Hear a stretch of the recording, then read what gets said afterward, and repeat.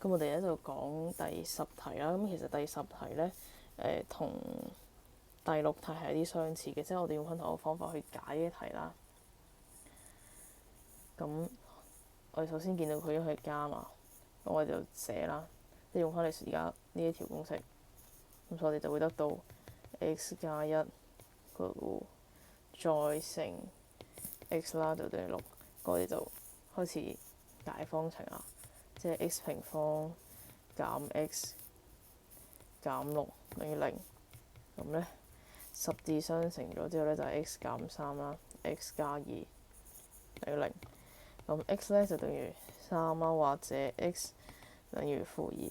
咁呢度咧可能好多人直接就圈咗有兩個實根啦。咁但其實唔啱嘅，因為咧 log 咧真數要必須大於0啊，所以 x 等於負2咧係不合嘅。咁答案咧就淨係得一個啫，咁就係 B 啦。